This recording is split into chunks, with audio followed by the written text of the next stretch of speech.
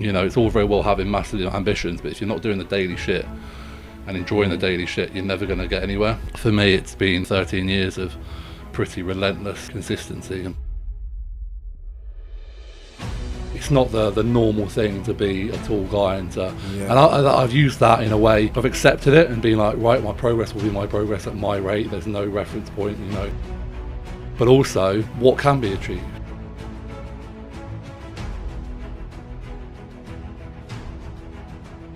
In my head, being muscular and being confident and being happy always had like a weird sort of connection. I'll still have moments now at 150 kilos where I walk past the mirror and I'm like, fucking hell, you're skinny. You know what I mean? So there's something tapped there that makes me, will never take my foot off the gas, so to speak. Let's be honest, for you to say what you just said is insane. Yeah, bodybuilding is good and bad, but bad because it's about being self-critical. The judges aren't like looking at the best bodies, they're looking at the least worst bodies, you know what I mean? Like the ones with the fewest flaws and the most complete. I used to self-harm. When I found the gym, when I found bodybuilding, it was almost like a different form of, because I know you mentioned earlier like that level of pain, it was almost a different form of, I suppose, self-harm in terms of like I could really hurt myself in a positive way. So on today's podcast, I had Josh Maley, a guy that I've known for many years actually. He's from around my area, and I've watched him, you know, physically grow and grow as an athlete and as a businessman as well. So it's been really, really good to have a good chat with him. You know, and obviously and go into his mindset of how he is so successful at what he does. You know, he's at the top of his game. He's one of the biggest bodybuilders, and he has such a relentless and, you know, ultimately mundane as well lifestyle and presence within the sport. He has that mentality of just keep going. And it's a really inspiring sort of mentality to have, because so many people struggle with this whole ups and downs, good days, bad days. But something I really envy about Josh is that he just has that pursuit constantly, every single day. He knows what he's doing. He makes his lifestyle simple, and that is really what makes him such a powerful and successful athlete in what he does. So I hope you enjoy today's episode. We go into quite a few nuggets, and as always, please help us by spreading the word with this podcast. Share it with your friends. Maybe if you listen to something in this podcast that you think might help someone and support somebody else, please share it and send it to them, and please make sure you subscribe. Okay, so welcome into another banger of a show. And I've got a good friend of mine, Josh Maley. Yes. We spoke before and he said not to call him Joshua. Oh, I've done it now, haven't I? It's my name, but... So, Josh, thanks for coming on the show, first of all. Thank you, mate. Thank you for having me. And, you know, I've known Josh actually quite some years now, haven't we? We're from around the same area, and I'll say it as literally as this. I've seen you grow, both physique-wise and... business-wise, and obviously I will say it's been amazing to see your journey, my friend. Thank you, man. Thank you. But yeah, so let's just kick off. Obviously, just a very brief who you are and why people should look and listen to you. So I am the world's tallest IFBB pro open bodybuilder. Pretty sure that's a fact because Jamie was 6'6". Who's that, Jamie? Jamie Joe, I was 6'5" and I'm 6'6". Ah, right, yeah, got it. So yeah, professional bodybuilder. As of last year, it still feels weird to say that out loud. Mm-hmm. So I won the Arnold's UK last year, won my pro card for the IFBB. I've been competing since 2010. I've done like 27, 28 shows. I've won the Mr. Universe with NABA as an amateur and a pro. And yeah, I've had a pretty long career now, even though I still feel quite young. It's definitely catching up on me. So yeah, I'm 35, so not young, but not old. But given that it's been 13 years of competing. Feels long slog. Feels long, yeah. So, how old would bodybuilders be when they stop, or is that not a thing? Everyone's different. You know, you've got some guys, like the best of the best will probably get their pro card when they're 25. So they'll probably have like a 10, 15 year career. I think a lot of guys will start thinking about finishing around their sort of mid-30s to 40s.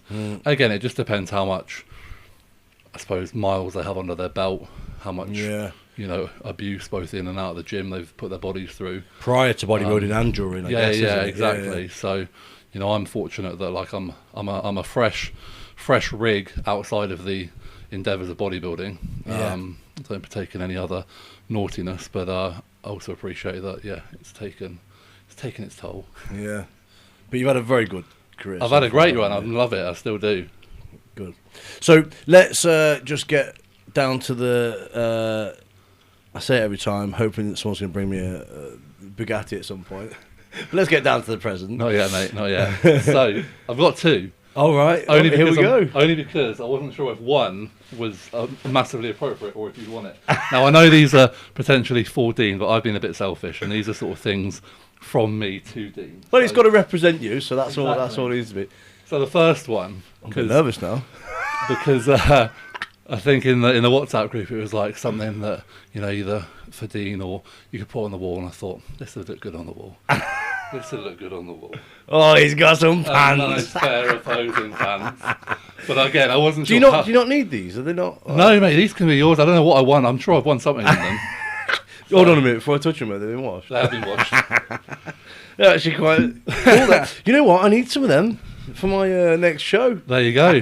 So sorted you out there, there you mate. go for the camera. People on the camera look nice and got some gems on it. There you go. So anyone who thinks bodybuilding's gay, you're absolutely right. Yeah. And then the is other that the front or the back? Is that... you can fit in. And then the other thing is I'm a massive Harry Potter fan. I knew there was going to be a Harry Potter. So I bought you a Harry Potter journal, logbook, whatever you want to use it for. Love it.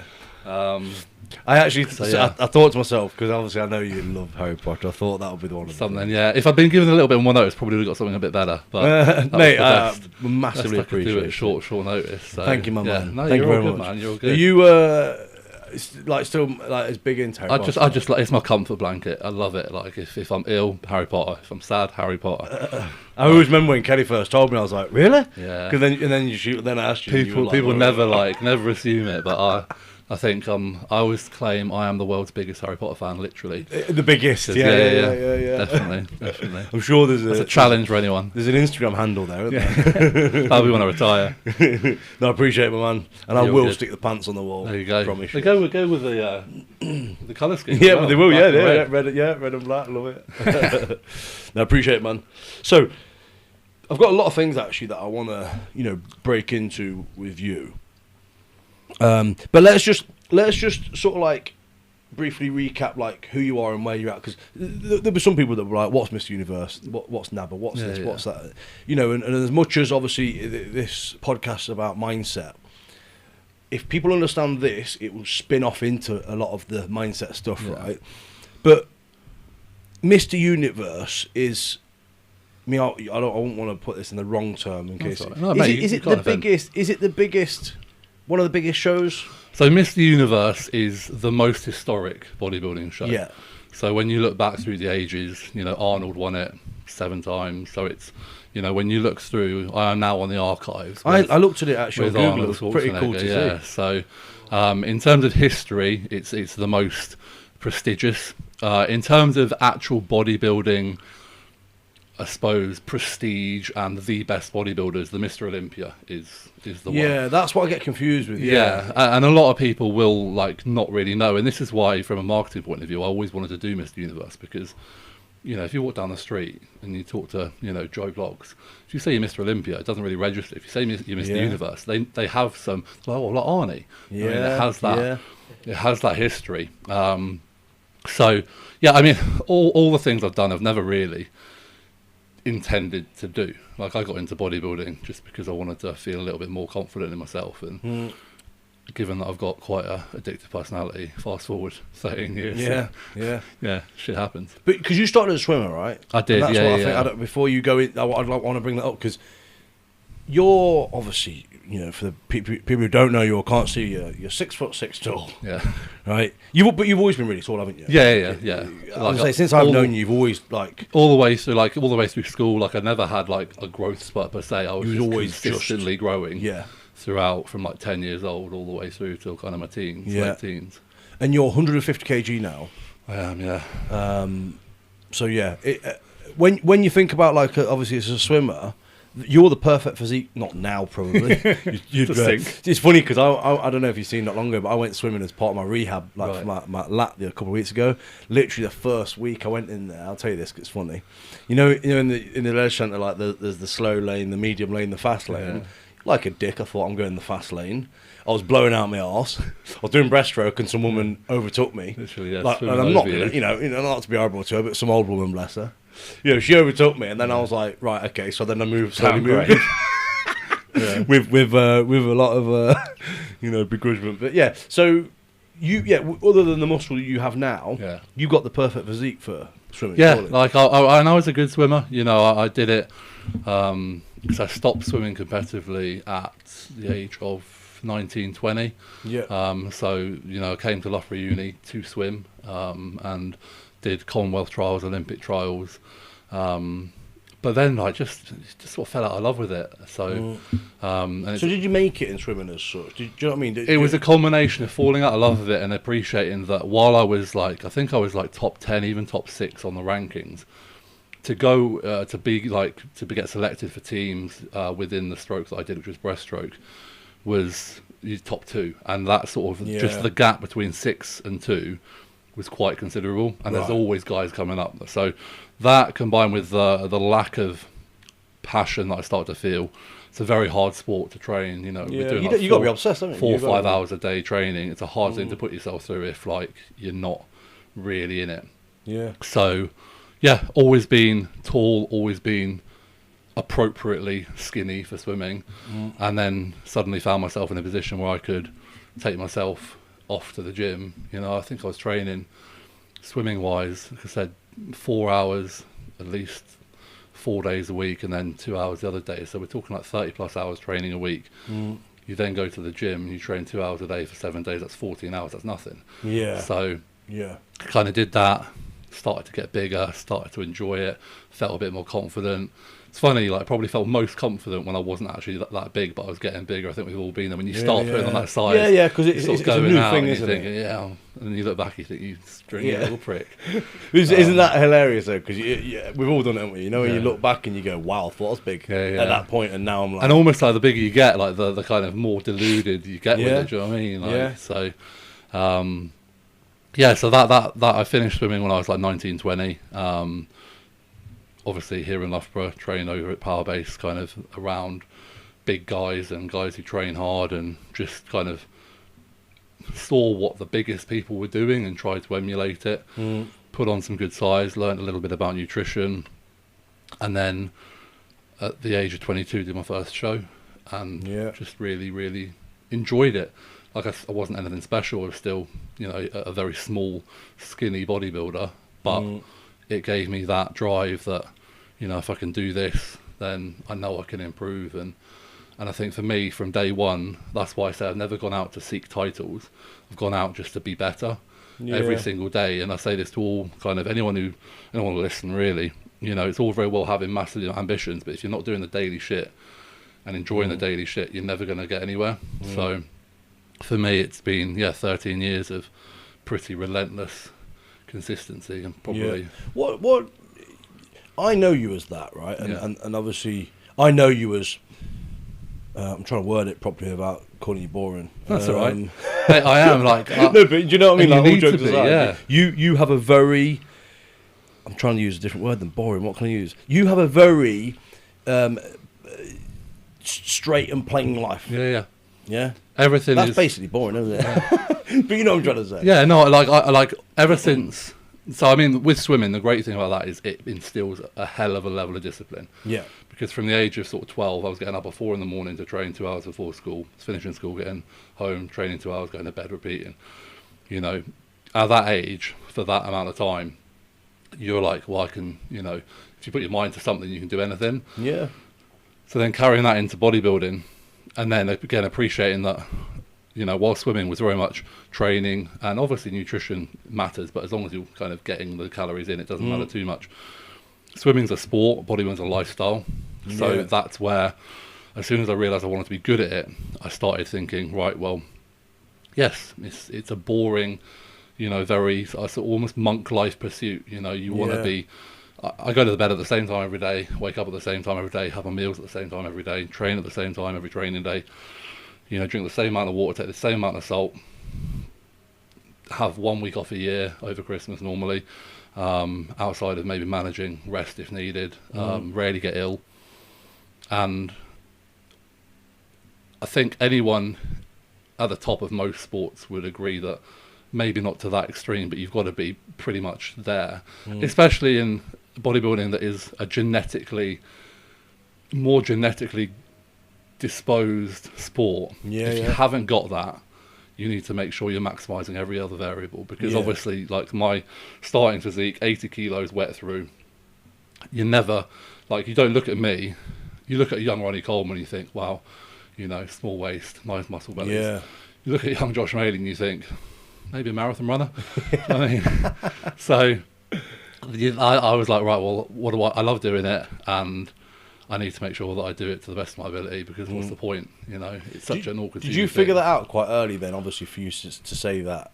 So you figured that out quite early, that you need to go that extra mile as such? I just didn't see why you wouldn't. I don't see why you wouldn't. Yeah. You know what I mean? I think that's been my mindset throughout is, I want to be the best I can at it. I didn't know what that was, but you want to take care of every aspect, tick all the boxes, so to speak, as cliche as that sounds. And I suppose as well, when elephant in the room with bodybuilding, I'm competing in an untested federation, so you've got the drug side of things, and with that, the last thing I want to do is take drugs and not make sure that I'm managing every other thing, because they are the cherry on the top. They're not the foundation. If the foundation isn't there, then I don't have that right. You know what I mean? So I don't want to take something that is going to long term affect my health in some way without making sure that I'm going to maximise everything I can out of what I'm able to do and what they're able to add to the equation. Yeah. What would you say, as a little bit of a spin-off question, because I feel like you'd have a good thing to say about this? Because what you've just said there, right, is so obvious and so clear, and so, I'm not going to say easy, because it's not easy, right, but simple. Yes, and that's what I was about to say. It's simple to understand, right? Now, what would you say to somebody let's just pick a person? I'm sure we can all pick someone when we say this, but let's just say somebody that's taking drugs, that's not really taking their nutrition that serious, and they're probably smashing themselves to fuck in the gym, and they don't need to do that bit. So that the drugs, they don't need to go as extreme. They're smashing themselves in the gym and getting injured and wondering why. Do you know what I mean? So that missing link is taking the food that a little bit more serious. What would you say that they need to do without just saying the obvious thing? Because you know what I'm trying to say? Because I know the obvious thing is stop being a dickhead, sort your nutrition out, but it's not that easy, is it? Why do people not take it that serious? I think because it's easy to just take a bit of gear. It's not easy to prepare your meals for the day, every single day, day in, day out. Like the nutrition is the lifestyle. The nutrition is the hard part, because that is the bit, training. I'm pretty sure anyone in bodybuilding, powerlifting, strongman, the training is what gets them up in the morning.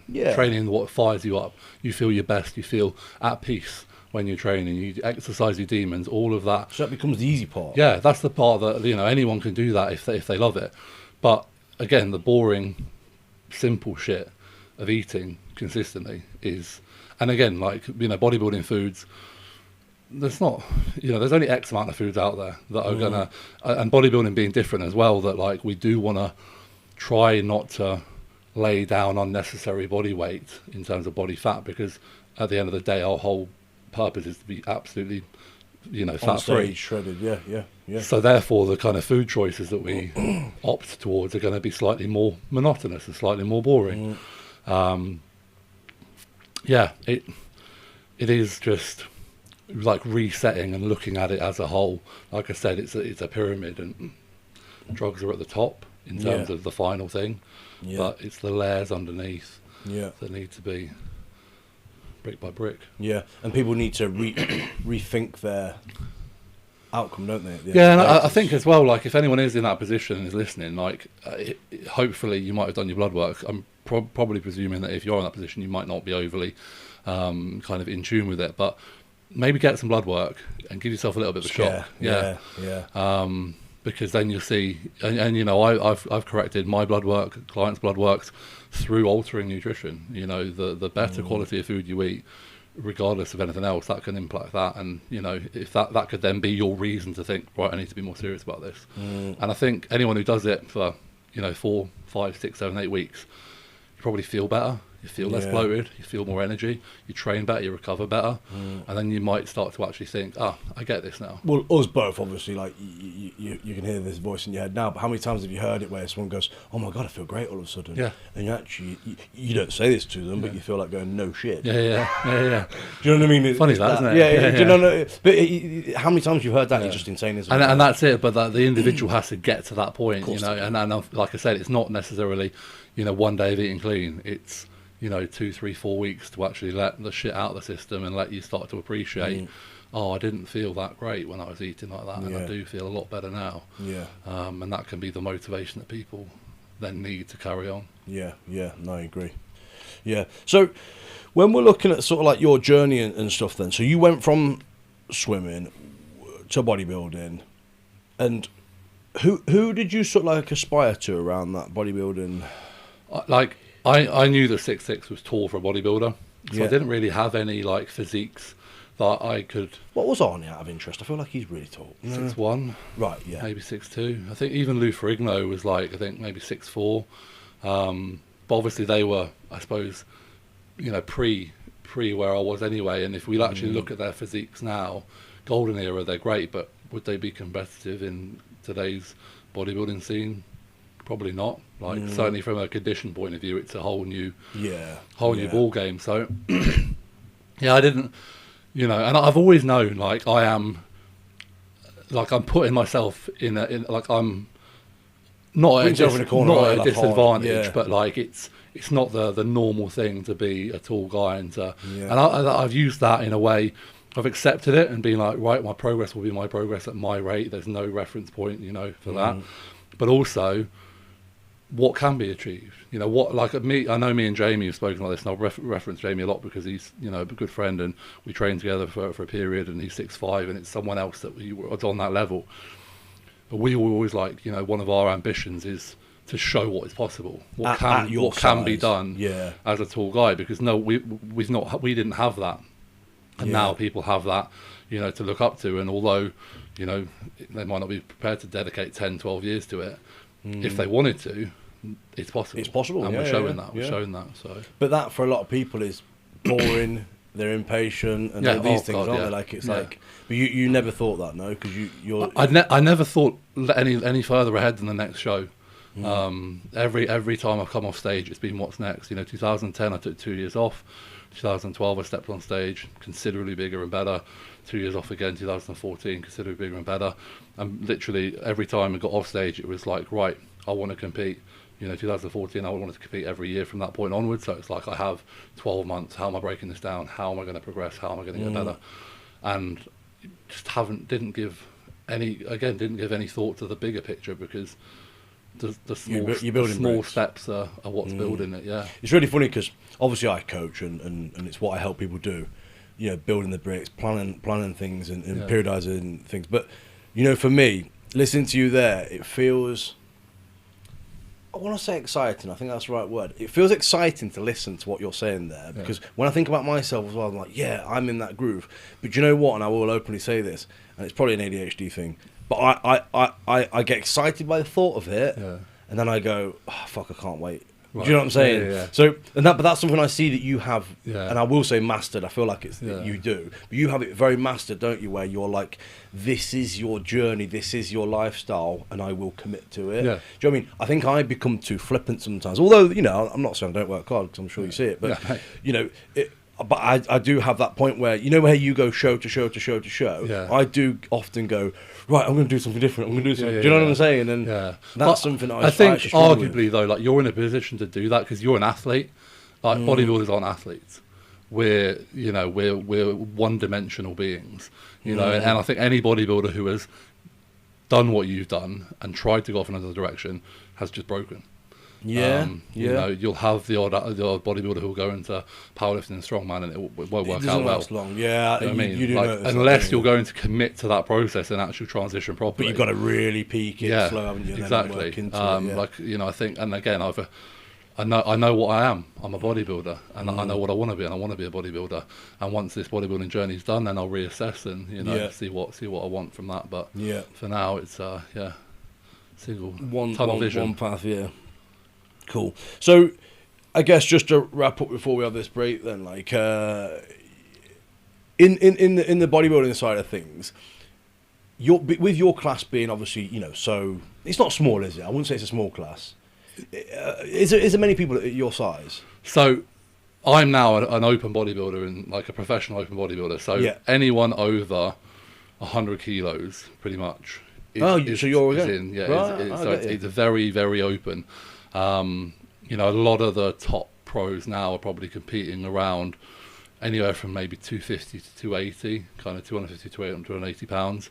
Like I'm on stage, last year I was on stage at like 295, but obviously then you put that, you kind of string that weight out on a 6'6" frame, and I could be getting up against guys 5'6". Yeah. You know, with a huge amount of tissue. It's a tricky one, and you know, I haven't experienced it in the pro leagues yet because I've only done one show straight after the Arnold's. But again, you know, Jamie's had a longer pro career, and it was something that he always kind of was up against. It's very hard to compare. Yeah. You know, and a lot of guys are of a similar height, you know, probably between around about that 5'8", maybe 5'10" margin. Yeah. And then you've got someone 6'6". There's a lot of differences, different isn't there? kind of frame and distribution of tissue. But again, no expectations. Like, as long as next time I step on stage I look better than you were than I have been last. Yeah, exactly. Then that's a win. Yeah. And realistically now, you know, this is the creme de la creme of bodybuilding, the IFBB Pro League. So I'm very much the small fish in a big pond, and it's a nice place to be because there has been, leading up to winning the pro card, like a increasing amount of pressure. You know, people going, oh, you know, you're definitely capable, you're definitely like worthy. Josh is the one. Josh is the one. Yeah, and then like the year prior, like it didn't happen, and then you know you just start thinking maybe this is as good as I'm going to be, and you know I can live with that. I've done really good things, but at the same time now I'm in a position where there's zero pressure. Yeah, and I can just really enjoy it. And I guess you feel like you got a new lid, haven't you? Like You know, the worst case scenario is to come last, but even last as a, you know, open pro is no bad thing because that's still, you know, everyone who is on that stage has gone through the process of actually being good enough to win a pro card. Yeah, which thousands of bodybuilders want and don't get. Yeah. So I do love your mindset though of like what you just said there. Like if that's your best you could be, then let it be. I love that mindset, and I'll be honest. I'll hold my hands up to this. I struggle to have that mindset, right? Because I have that. No, I will go further. I will go further. Yeah. No, I mean it's not through a resignation standpoint either. Like I'm not. Certainly don't not try and be better, but I also appreciate. But you understand what you've already been through, and you appreciate what you've already been through. And this is it, you know. I think towards the end we'll talk again about this, but like, I've worked 12 years to get an IFBB Pro card. You know, the guys in that league are younger, more genetically gifted. Yeah. You know, if it's taken me that long to just get the card, the chance of me actually really progressing too much in that.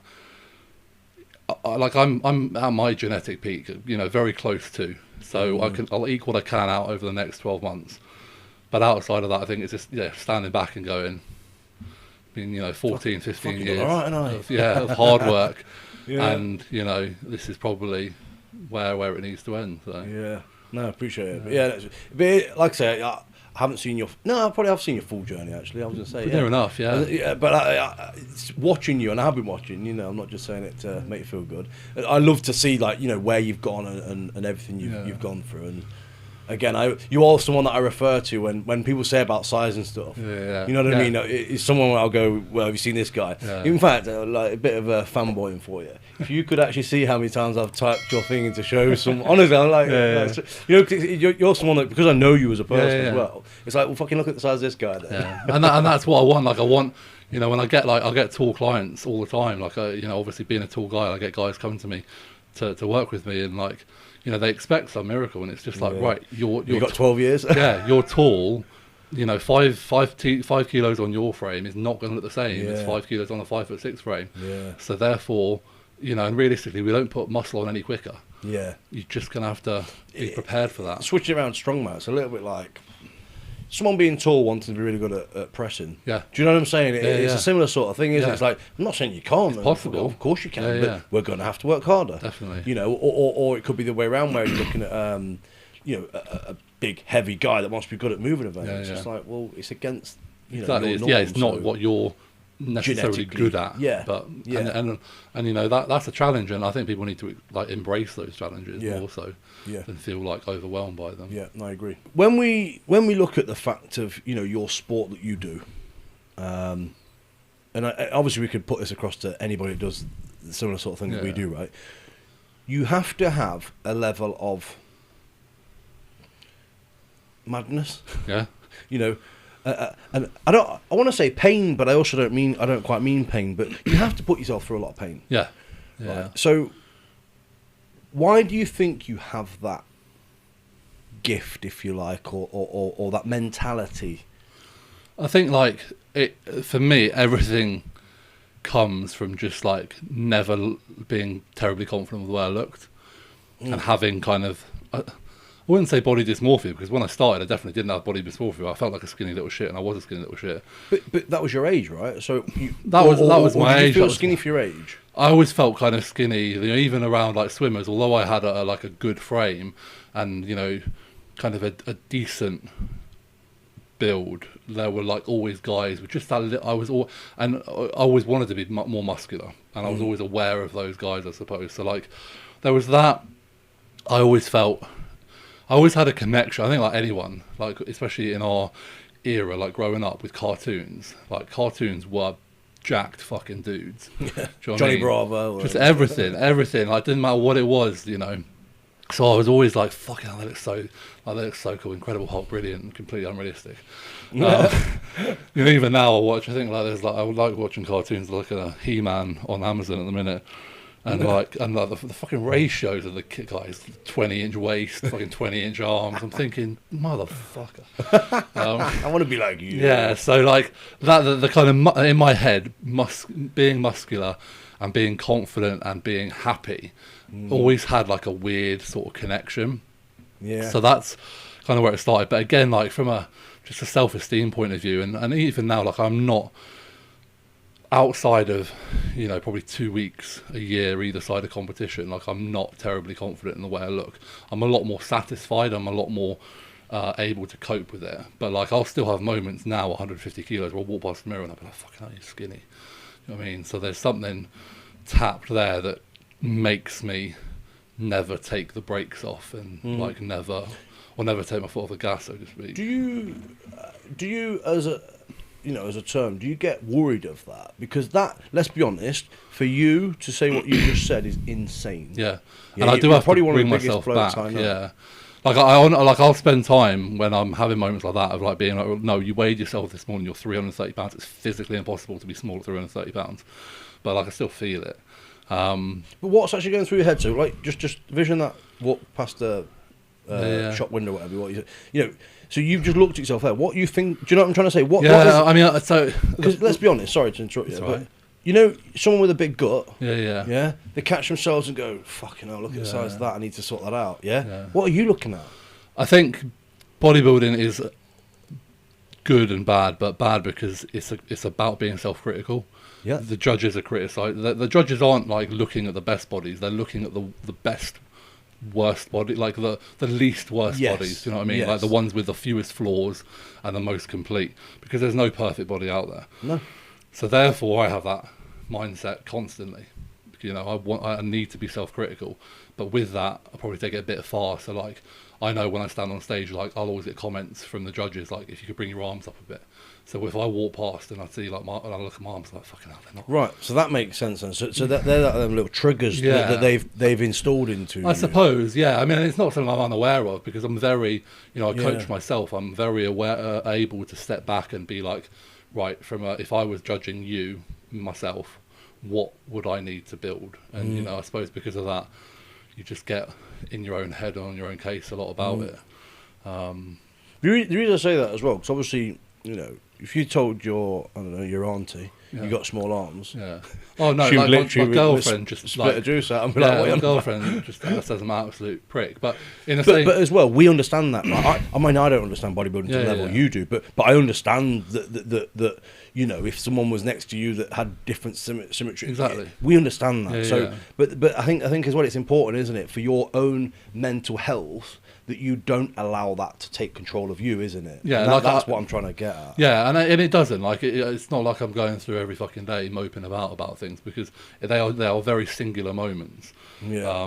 And I suppose, like I said, when I started, there was a lot more present, because you know everything was small and everything was was building slowly. Yeah, and again, like I know we touched upon this, and I said I'd talk about it, so I definitely will. But it's a funny one to kind of breach for me. So I used to self-harm. I mentioned that earlier. Yeah. When I was in my kind of late teens, early 20s, and I always feel weird talking about it, because I have no reason to have done that. You know what I mean? Like my parents are together; they're loving, amazing. School had great friends, university had great friends, now got great friends, got great support network. And I think, you know, that was something, like, I always remember when stress was high and I felt a little bit out of control, like that was my mechanism. But again, I feel funny talking about it, because I know people out there are dealing with real fucking problems. Like, I'm talking about exam stress, I'm talking about, do you know what I mean, just being a touch unhappy. So that's why I've never really kind of spoken about it, because I just feel like other people have, you know, bigger things. But I think that when I found the gym, when I found bodybuilding, it was almost like a different form of, because I know you mentioned earlier, like that level of pain, it was almost a different form of, I suppose, self-harm, in terms of like I could really hurt myself but in a positive way here. And I think going through a sort of negative way of coping to a positive way of coping, I never wanted to let that go.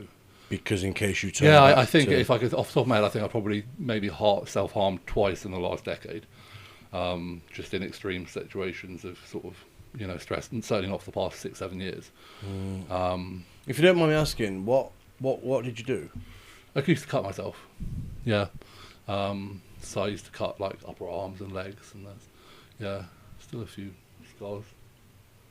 So when you did that, were you in full control, if that's the right thing to ask? Do you know what I'm trying to say? I knew what I was doing. Yeah, because obviously, you know. Let's be honest. Like, mentally ill stages that people are in those situations, a lot of people say they can't remember it. Yeah. I've also, you know, had periods of my life that I've done shit and I actually genuinely can't remember doing it because you're in such a bad place. Yeah. So, but you knew I knew I was doing it, and it was never sinister. Like there was never any intent behind it to go any further outside of elicit some pain and almost, you know, exert some self-control over a situation and be like, I can do this. You know, and I'm feeling stressed because everything else feels a little bit out of my control, but I can do this. And I suppose that, I don't know, grounded me. Do you know, I mean, not that I'm an expert in this, but it's just something that springs to my mind here.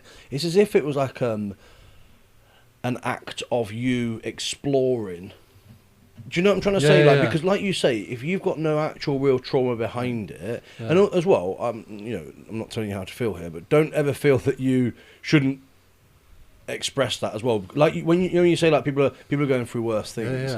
Mate, anybody that goes through that is going through it, so it doesn't matter the extremity of it. So actually, you going through that, you went through it. That is how it is, isn't it? So, do you know what I'm saying? Like, you shouldn't have to feel guilty of there's people in worse positions than me. You still went through it, but maybe yours was more of a trigger of, like I say, trying to.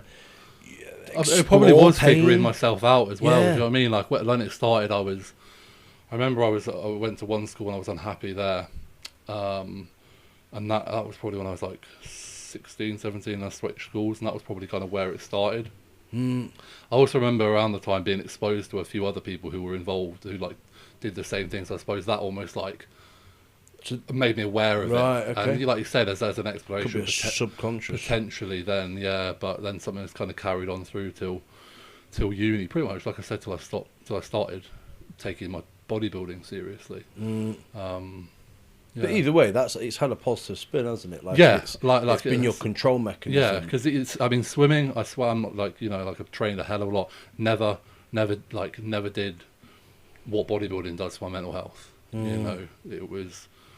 It was great, and it instilled so many positive qualities, but there's something I still felt the need to do that in that situation, whereas now, maybe I'm happier, maybe I'm more mature, whatever it may be, but like the fact that it pretty much stopped when I started bodybuilding, and nothing really changed outside of that, I think it's that positive. It's as if you're filling a void, though, isn't it? Like, let's be honest, you weren't 100% happy in your physique, you were insecure, and and actually you were testing the water of something, but then in fact you found out that this makes you happy, so you're going to stick to that route. Like, it is a positive story, isn't it? I mean, and not to bring them up, because it's not probably not a nice thing to say, but there's a lot of sad stories about bodybuilders, isn't there? 100%. That we knew was going to happen, probably, as well, without sounding too harsh. But and this is it. This is a funny one, because like one of my good friends is a doctor, and he's one of the few, like the good open-minded doctors about bodybuilding, about about what you do. I suppose the drug use and the kind of the negative side of it, and he's had questions to him, and he's kind of passed these questions on to me. He's like, questions he's had are, is it all bad? And like, for me, like, nothing I've done within bodybuilding, like everything I have loved, everything has been a positive. And like you said, we do know so many people who, moving into bodybuilding, just being at the pressure of that higher level of physical awareness, and that mental side of things has negative impact potentially. The drug use has a negative impact on mental health. Like, I've only felt happier and more positive and confident, and with that, it's allowed me to, I suppose, it's transferred into other areas of my life. Like I said, like I never thought myself anything as like a businessman or anything like that. Whereas now, like, I couldn't not imagine doing what I'm doing. I was quite happy just working in a gym, just getting my paycheck, being able to bodybuild full time, and then as that confidence in my own ability to achieve what I wanted physically, I was like, well, why can't I do this elsewhere? And then that's and fast forward now, you've got big business, haven't you? I'm very happy, very fortunate, and it's going well. So I think last time we spoke about your business as well, you were saying how stress free to a degree it actually is. And again, that's something that I envy within you, because it's but that's you as a person. And again, like, I know I can make my life a lot more stressful and a lot more profitable, but it's that trade-off. And I think this is where you and I differ. Like, I am very much like all in on bodybuilding, whereas like, because I'm all in on bodybuilding, I appreciate you can't be all in on everything. So for now, the business side of things, I need to enjoy it. I need to provide a fantastic service for my clients that I have, but I don't need to overexert myself. I don't need to, take on 100 clients, when that would just absolutely bury my time, bury my enthusiasm as well, and then probably negatively impact everything. So I'm still trying to master the whole, like, don't do everything 100%. And it is hard, like, especially in like this hustle, like, generation that we're in. I mean, I say that there's a lot of lazy cunts out there, but I think when you surround yourself with a certain level of person, I'm friends with some fantastic coaches, and I'm always looking at them and think, fucking hell, I'm not working hard enough. Like, they are, killing it. I can see the level of kind of clients that they're getting through, but then I'm also pulling myself back and I think, well, they're not doing what I'm doing in bodybuilding. Which is very true. And this is it. Like, for now, that is where my attention needs to be. Like I said, the majority of my physical effort needs to be there, and then there will definitely come a time in the not too distant future where I step back and I step forward, and that's going to be really cool, because that's like going to be a new, different challenge, and again, something to get stuck into. So when you look at like the insecurities and stuff, then would you say you have it, managed? Like, do you know what I mean? Because obviously, it's something that once was you. It's never going to completely go, is it? Because it's not something that happens. But no, definitely. Like, I'm a lot more self-confident now. I'm still not going to be the guy who's shouting his mouth off around the gym. I'm still not going to be the guy who takes his top off. But I have put myself in a situation where like I actively make myself wear vests more because it exposes me to showing my physique off. And then I'll like, especially during training, like when you get a bit of a pump, I'll then see myself and I'll be like, actually, I'm happy. Like, you know, I'm happy with this, and you know, I'll get positive comments. And while I don't do this for anyone bar myself. No, but it's have that positive reinforcement. You can't pretend. Yeah, like I think if you're an arrogant person, that could potentially tip you into, you know, being a big-headed prick. But if you're someone who is low on self-confidence, and you could put yourself in a position where you are getting a little bit of hype from people, you're never going to be a dick, but it will help you feel better. Yeah, no, I agree. So. Yeah, like day to day, I am, you know, very, very happy, and I have a much better ability of switching that side of my brain off and stepping back and looking at, like I said, looking at how I actually look from an external point of view. But yeah, it does play on my mind when I stop bodybuilding and start getting smaller and seeing how all that will transpire. But again, another mental challenge to it is. take on. But as well, at that point, you'll be more than ready, won't you? Because you would have, you know, you would have signed off your bodybuilding, if you want to call it that. Yeah. And then actually, we never know what's going to happen to it, but it'll reignite you, won't it, for that new exciting sort of like phase of your life that you're going to go through. Yeah. Yeah. So, you know, when you look at sort of like your day-to-day stuff, do you ever feel like, I don't know, do you ever feel fed up and like, I don't want to do this and that type of thing? Because obviously, again, I'm trying to help listeners here, but so many people get that lull, don't they, where they go, oh, fuck it, it's the same shit, same thing. The only time I get that is when I am tired, like physically and mentally. So I've just come off the back of like a lower volume training week, because the week prior to that, going into training, I felt already like it was going to be a chore. Yeah. But the only time I get that is when I'm tired, and you know, having just a lower volume week, going into training this week, I'm back. In terms of like, I suppose the day to day of like the food, the longer you do this, the more you appreciate. Like, so for me, I like digesting food and feeling good with that is massively important. Yeah. So I like know that while I might have a split second craving for a burger and chips, that will absolutely make me feel like shit after. Yeah. Whereas, you know, chicken and rice ain't exciting, but I know that's going to sit really well. But also, like, I try not to make food too boring. And again, this is where I suppose like some people listen to this and think that's a retarded thing to say. Like, that sounds so boring. But like just things like fruit and veg. Do you know what I mean? Like, I have a good amount of fruit and veg, good variety of fruit and veg. Now, sure, it's not chocolate bars and all sorts, but it's a different flavour, it's a different texture, you know, things like that.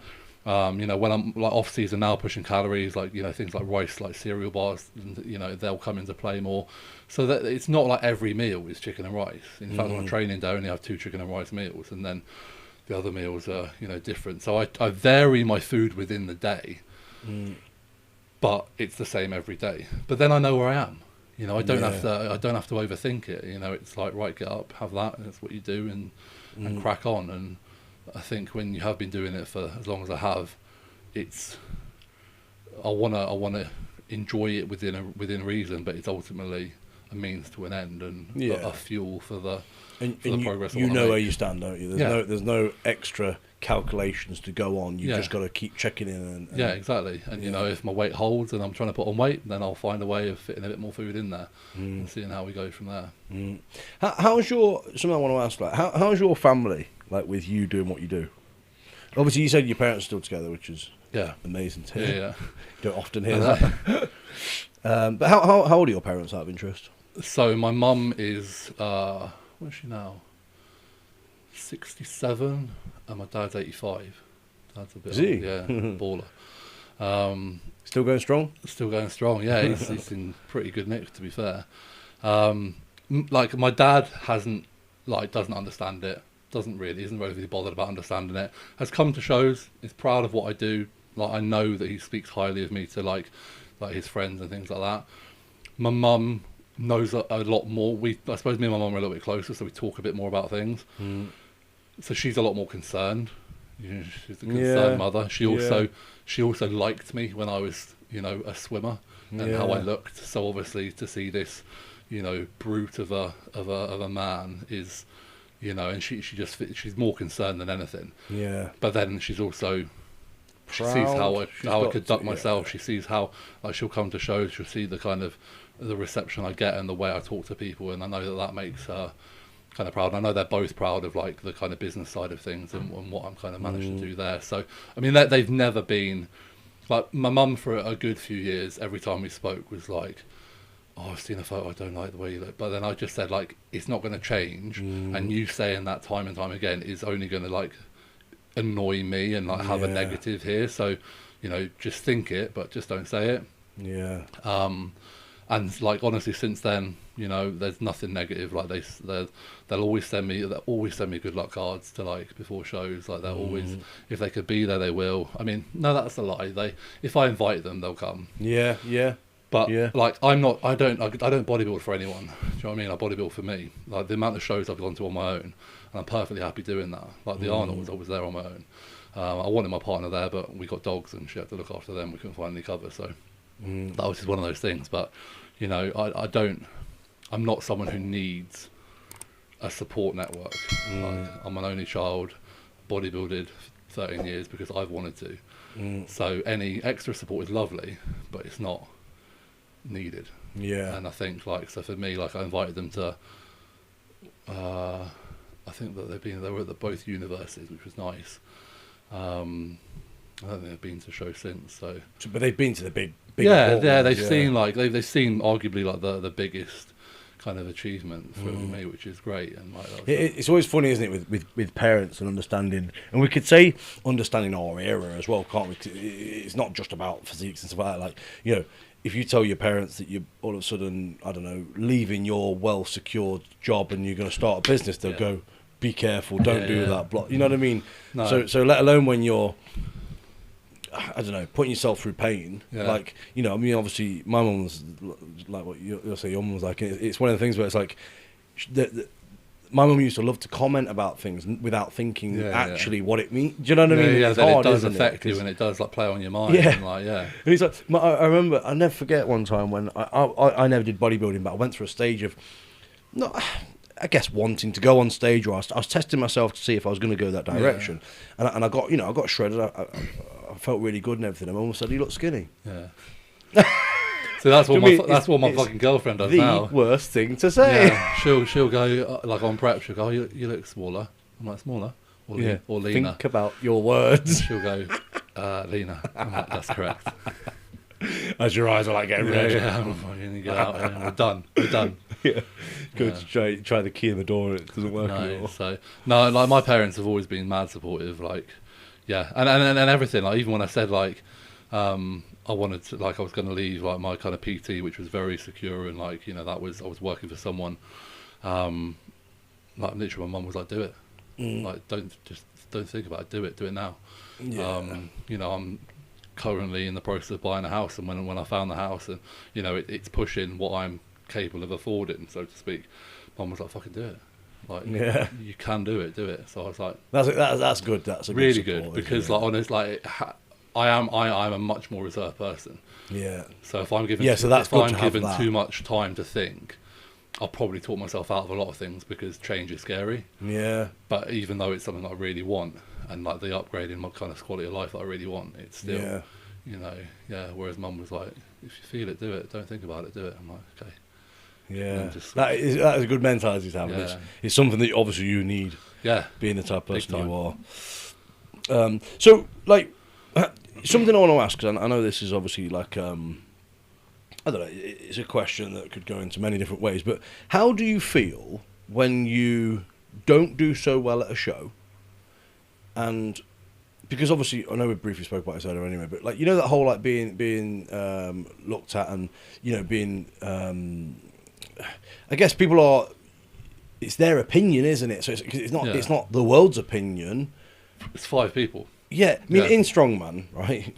You either press it or you don't. Yeah. Like most sports, you pull it or you don't. Swimming, you touch the ball first or you don't. Yeah, exactly. Yeah. And there's also really technology now, isn't there? But there's nothing in what you do that's actually. So how does that make you feel to be judged by some body as opposed to, Yeah. do you know what I mean? Rather than I mean, I know there's a panel of people. Yeah. But No, I mean, it's still ultimately, subjective, and it's something that going into bodybuilding, anyone watching this, you just need to be conscious and aware of. Like, you're not going to be everyone's cup of tea. Yeah. So you could have, 6 people on one day judging you who, prefer the guy who is a little bit leaner or has a slightly smaller waist, even if he's a bit smaller overall.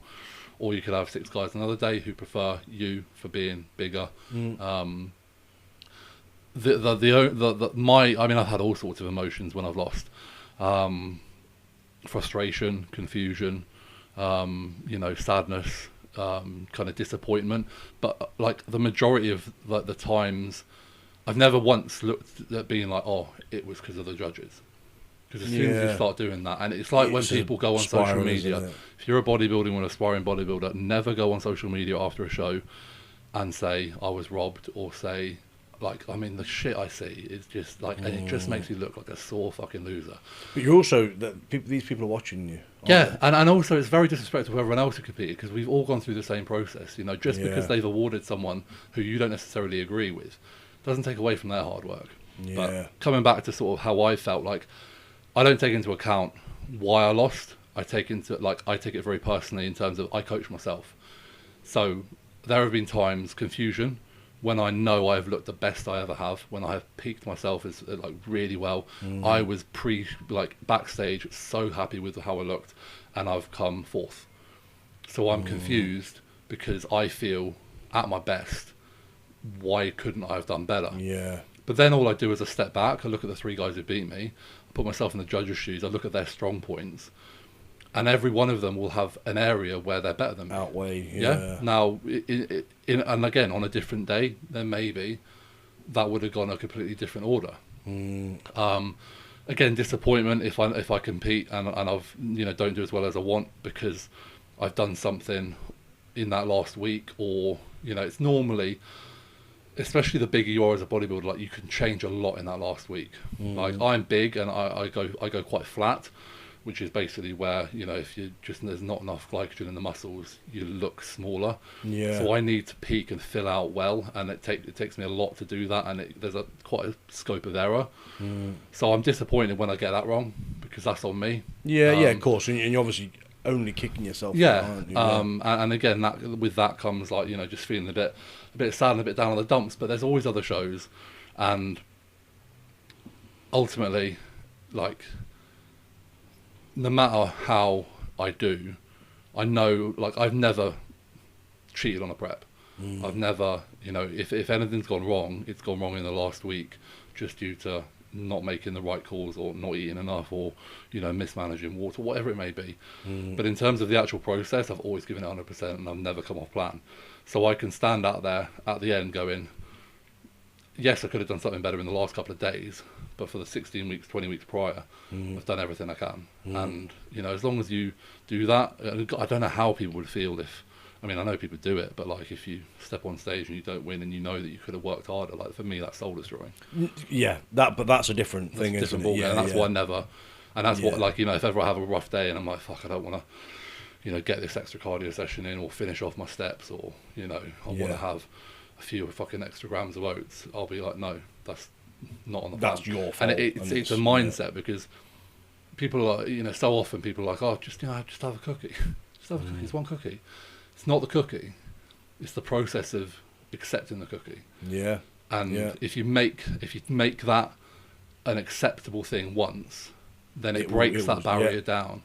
And if you consistently say no to the cookie, and you build up that relentless mindset of being 100% dedicated, then you can't fail. You're not going to break. So I know, again, like, it's harsh to pinpoint these people, but that's that typical mum thing as well, isn't it? Yeah. Not just you, mum. It's a Joe Public thing. Yeah. But that whole, it's not going to make you fat. Yeah. It's like, you know what? You're right. Yeah. It's not.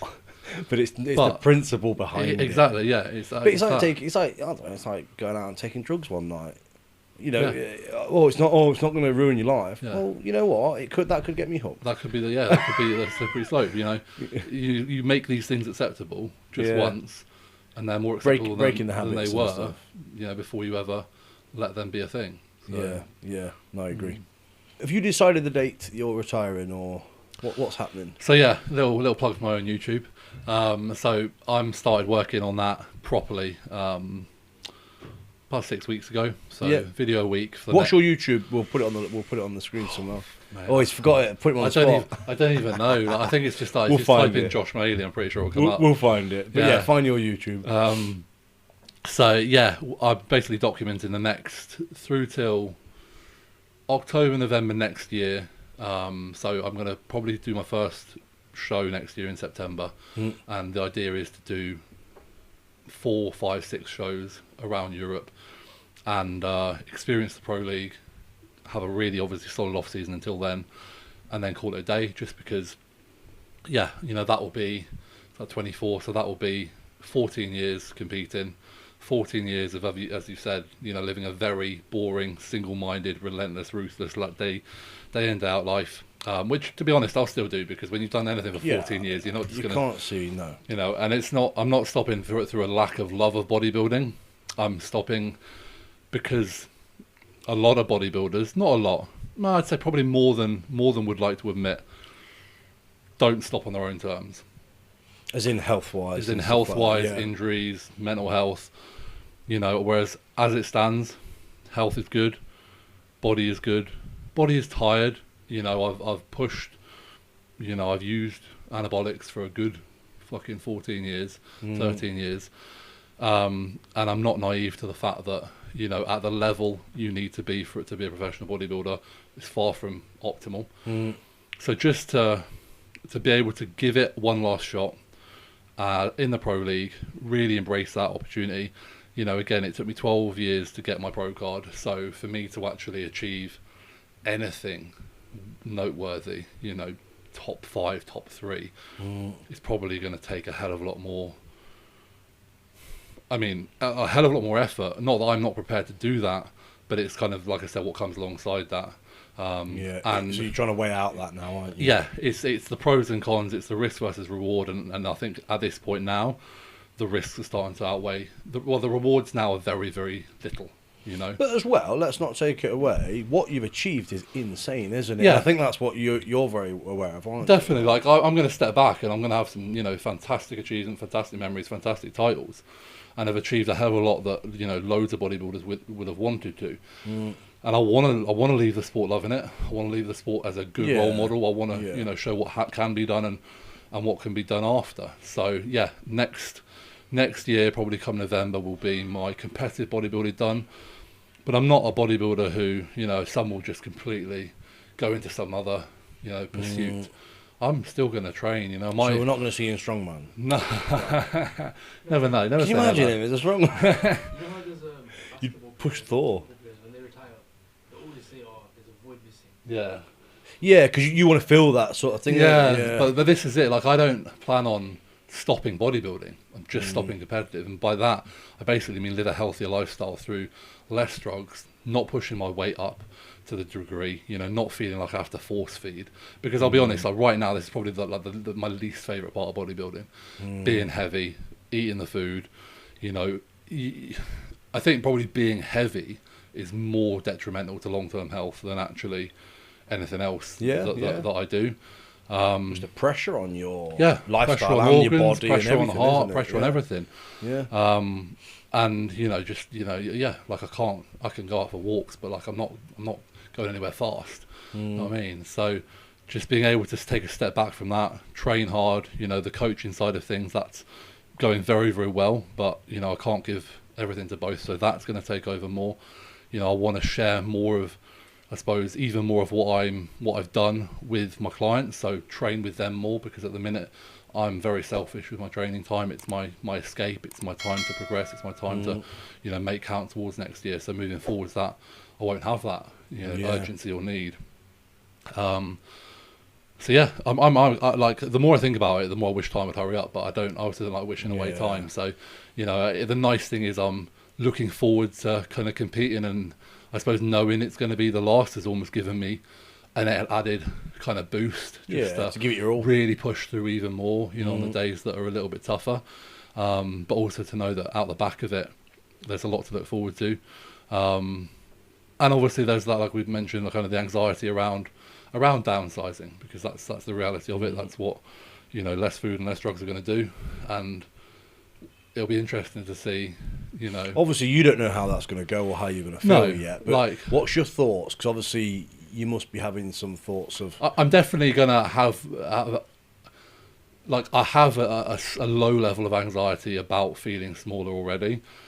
But I think it's then just going to be stepping back and being like, you know, like what's for the long-term benefit, and actually, you know, being very realistic, which I like to think, like you said, I've kind of mastered that ability to step back and be pragmatic about situations. So, you know, yeah, it'll be hard, but then at the same time, you know, the idea of, like I said, being fitter, being healthier, being more versatile, you know, is, I think, gonna then outweigh, and also being a leaner frame period. We always look bigger when we're leaner anyway. So I don't think, certainly in that initial year or two, I'll probably feel too bad, and then by that point I'll probably have got a handle over, you know, the idea that, you know, size is going. Plus, I guess you'll find a new you physique, won't you? Yeah, and like, I mean, you're never going to be out of shape. It's not. Yeah, like my girlfriend has a photo from when I was quite a bit smaller that is her favourite photo. So like the idea of, I suppose, you know, being even more appealing to her is only a good thing. So she wants him back. Yeah, she wants. He's definitely a photo of you, yeah. Yeah, I think so. Yeah. Just Photoshop my head on top. But but going through that next stage, I mean, you just got to go with it, haven't you? Like, see what happens and see where. Like one thing I am good at is committing to an end. You know, I remember like when I knew that I didn't enjoy a particular school, I said there and then, like, I need to move school, and I didn't regret it. You know, when I felt the end of swimming, within a week I'd stopped swimming, and that was, you know, 10, 11 years of my life done. So I'm very confident that I'm not going to have, maybe just one more kind of that vibe, but there's also going to need to be a little bit of work that will need to be done. Just but as well, like you say, with your business stuff, you'll bring that in, you'll have more of an emphasis on that. That'll be exciting, that'll be new, you'll have whatever, you may have a different branch in your business or whatever it may be. Yeah, and again, like for me, like this is where, again, we're a bit different. Like, I've put in all this work now that I do want to be able to step back, and, you know, my partner, bless her, I'm fucking not a dick on prep, but like, you know, bodybuilding has its restraints. Yeah. You know, the ability to go out for more meals, go on holidays more, you know, live a little bit more like that, with her, for her, like, excites me. So it's again, like, balance is one of the most frustrating terms, but I think rather than day-to-day balance, I'm looking at a lifespan of balance, and that's where I plan on being a bit more balanced. Having spent, you know, 15 years being zero balance. Yeah. And I guess then it's more about like the family sort of side of things, isn't it? Yeah. Like where whatever the future will hold. We're probably just going to stick with our dogs, but still. Well, that's your family, right? Yeah, we absolutely love them. No one says a dog isn't. No, 100%. They're more important than anything. So where will people see you next? Like what shows, or is that not such a thing? Do you not know that yet until you get? So like realistically, probably like not many people are going to see me on a stage in the UK because there aren't that many UK pro shows. But I am, like, with clients, I'm at, over the coming months, for example, at pretty much most shows for different federations, like at them, just, you know, coaching and being there for my clients. In terms of the big events, I'm not sure kind of what the next one really is. I think probably the biggest show that I'll be at will be the PCA finals. I'll have several clients competing at that, and that's in kind of mid-October. But like I said, like the bodybuilding, the way the season is, there's sort of like a middle of the year season from sort of like April to July, and then we've got like September to November. So we're entering a very busy spell of competing. I've pretty much got clients competing almost every weekend from the first. And do you try and go to those? I try to go as many as I can. Yeah. Obviously, it's good for your face to be there as well. 100%, as well and I enjoy it, and I genuinely like. I always get a kick out of being at shows. Like, I'll come out of that feeling a little bit more driven, motivated, inspired. Yeah, exactly that. Like because bodybuilding, it's not about the quality of bodybuilder on stage. It's about knowing what each and every one of us gone through and what it means to them, and like you can see it in people's faces the amount of kind of work they put in. It's true. Like it's like when we were on about earlier on when Matt said his deadlift. Like how I feel because he achieved that is worth just as much as me doing it. And that's crazy, where my like priorities almost changed over the past kind of couple of years. Like it used to be very, very much about me, and it was great seeing clients do well. But now I probably get more nervous for clients' shows. I probably get more hyped. I get more emotional. You know, I think the last time I cried was one of my last clients' show, just because the process we went through to get there was a lot, what it meant, and I was there for it. You know what I mean? Yeah. So yeah, like that. And you know, when you start feeling that in yourself, you know as well, like, okay, maybe bodybuilding is coming to an end for where my passion is. Yeah, So, yeah, that's good. Yeah. So, obviously, other than your not knowing your YouTube handle, Josh Maley. we'll find it. Yeah. We'll pin it up somewhere. Where else can people follow you? Obviously, you've got a big following on Instagram. Yeah, Instagram's pretty much the only place I'm active. So yeah, Josh_Maley. I know that one. And yeah, I've got like obviously my coaching is Team Viking. So it's a separate page for that, isn't there? Yeah, I think so it's on your page. Yeah, isn't so it? if you go on my page, you can link to that anyway. But yeah, so anyone interested in coaching, that's where you'll see all my results and you'll see kind of what I do, and you can get in touch with me on either page. And yeah, it's pretty much. And for the people that have seen him before and now you've heard him, you know he's a big friendly guy. This is what I like, and again, this is something I've always been quite keen on. Is I know when I was like going up through the ranks of bodybuilding and kind of seeing guys that I looked up to, every single one was nicer than you'd imagine. Yeah. And I think that's one thing that bodybuilding and probably strongman is as well. I've never come across. Well, people always say that about me. I think you probably know this anyway because you Yeah. know me, but I think I have a very straight, stern face. A lot of people are like, "Oh, you're actually a real nice guy." I'm like, "What do you mean, actually?" Yeah. What do you mean, dick or So this something? is it. I think there's that stereotype, and unfortunately, it's often like the middle tier of people who are like angry and not maybe achieve more, Yeah. but give a really bad name to the sport. Yeah, Because no, let's it's be true. honest, anything around bodybuilding or strongman, like there is a negative stereotype. So to be able to put across Overcome the more that. positive vibes is definitely important. Yeah.